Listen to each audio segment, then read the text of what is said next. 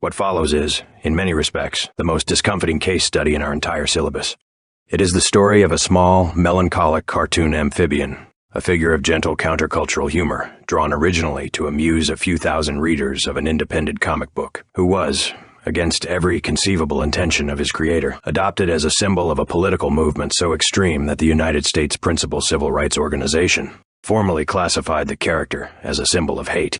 He has since been the subject of a feature-length documentary, a federal copyright lawsuit, a series of cease-and-desist letters, and an extraordinarily public effort by his creator to take him back. To examine this artifact, one must temporarily suspend the ordinary categories of meme criticism. This is not, in any strict sense, a meme about absurdity or about an animal's expression. It is a meme that became, through a series of escalating circumstances, a war over the meaning of a face. And the war was, and in some quiet pockets, remains, entirely real. Our subject originates in the year 2005, in an independently produced American comic book titled Boys Club. Authored by a young California-based illustrator named Matt Fury, the comic chronicled the daily lives of 4 anthropomorphic housemates, a wolf, a dog, a bear, and a frog, engaged in the small, surreal indignities of post-collegiate domestic existence. The frog was named Pepe. He had a long, droopy face, half-lidded eyes, and an expression of perpetual gentle resignation. The single most consequential panel in the entire history of the character occurs in a short scene from Boys Club. The frog has urinated, in the manner of his housemates, with his trousers fully pulled down to his ankles. When asked by his roommate why he has chosen this slightly unusual posture, the frog turns toward the reader, smiles a small, beatific smile, and replies, with sublime simplicity, "Feels good, man." That phrase, those 3 small words, would, within roughly 3 years, become one of the most quoted captions in the entire ecology of message board humor. But to understand how, we must follow the frog into a much darker forest than his creator could possibly have anticipated. By the late 2000s, scans of the relevant panels of Boys Club had been uploaded, without their creator's particular permission, but also without his particular objection, to a number of large message boards. On these boards, the frog became a favored reaction image. His face was deployed to express, by turns, smug satisfaction, sad resignation, melancholy nostalgia, ironic regret, nearly the entire spectrum of detached, slightly self-pitying emotion that defined the comedic register of the boards in question. By 2014, the frog had escaped the boards and migrated to mainstream social platforms. He had been adopted by major recording artists. He had appeared, in a celebrated post, on the social media account of the American pop singer Katy Perry. He had become, in essence, a generic mascot for a particular variety of mid-2010 seconds ironic disaffection. Mr. Fury, by his own later account, was mildly bemused by this development, but not at the time alarmed.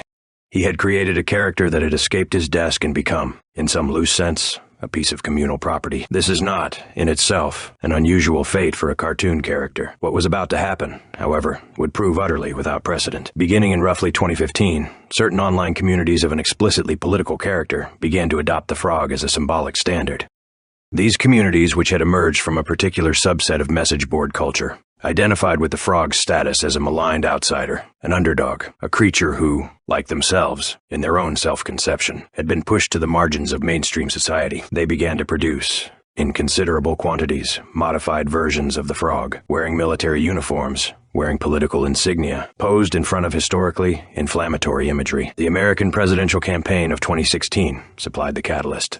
During that campaign, modified versions of the frog began appearing in political imagery deployed by partisans of one of the candidates. In one widely circulated photograph, a number of the candidates' family members and surrogates posed for a group shot in which the candidate's head had been superimposed onto a stylized version of the cartoon frog. The image was reposted by senior members of the campaign itself, at which point the original creator of the cartoon, watching from his quiet studio in California, realized that something had gone deeply, irreversibly wrong. In September of 2016, the principal American civil rights organization devoted to monitoring hate symbols formally added a particular subset of the modified frog images to its database.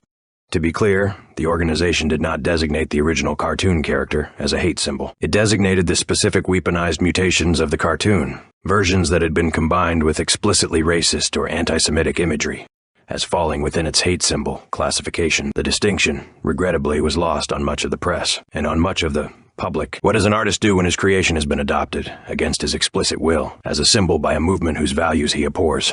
There is, regrettably, no clear precedent in either jurisprudence or aesthetics. Mr. Fury's first response was a public-facing one. He wrote, In 2016, a short essay reaffirming the original character's values and explicitly disavowing the modified versions. The essay was widely read.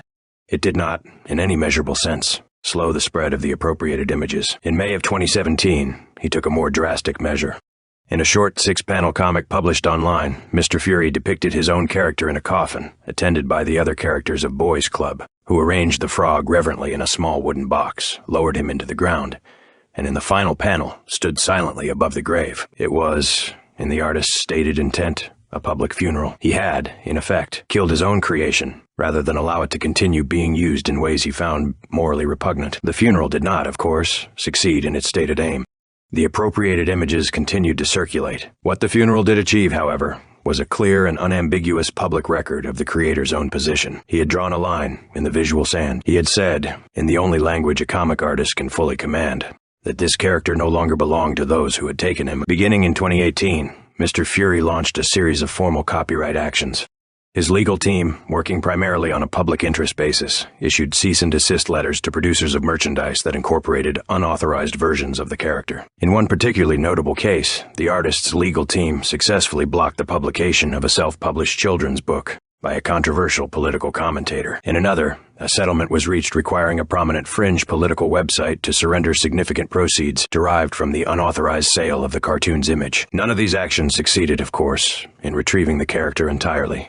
Once an image enters the commons of an open network, it does not fully return. But the actions did establish, as a matter of public record, that the original creator retained the legal and moral authority over the character, and that the appropriation, however widespread, did not constitute consent. There is, however, a final chapter to this story that deserves to be told, because it represents one of the more genuinely affecting examples of cultural reclamation in the entire history of internet imagery. In 2019, during the prolonged political demonstrations in Hong Kong, the protesters there, many of them students and young professionals, many of them entirely unaware of the cartoon's recent appropriation in the Western Internet, adopted the frog as one of their primary visual standards. He appeared on protest signs. He appeared as a sticker on every other lamppost. He appeared as a 4-story tall mural on the side of an apartment block. When asked by Western journalists why the protesters had chosen this particular character, their answers were strikingly consistent. They knew nothing of the appropriations of the Western Internet. They had encountered the original cartoon through a different route, and they had found in his half-lidded, melancholic face a perfect expression of their own predicament, of being a small, persistent, slightly mournful creature pushed against forces vastly larger than himself. They had, in effect, reclaimed the character on behalf of his creator, without ever having heard of his creator. Mr. Fury, on learning of this development, publicly endorsed it.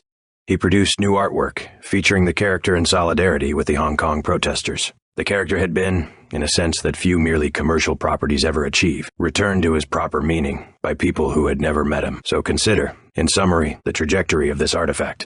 A small comic book frog, drawn for the amusement of a few thousand indie comic readers, becomes a generic reaction image, then a political weapon, then a symbol of hate, then a target of legal action, then a martyr in his own creator's published funeral, and finally, half a world away, a symbol of democratic protest carried on signs through Tergis. In any given year of his existence, he has meant approximately the opposite of what he meant the year before. It is, perhaps, the deepest cautionary tale our subject affords. An image, once released to the network, does not retain any single meaning. It becomes, instead, the sum of every hand that touches it. One can, on occasion, with enormous effort, reclaim some of those hands, but one cannot, ever, reclaim them all.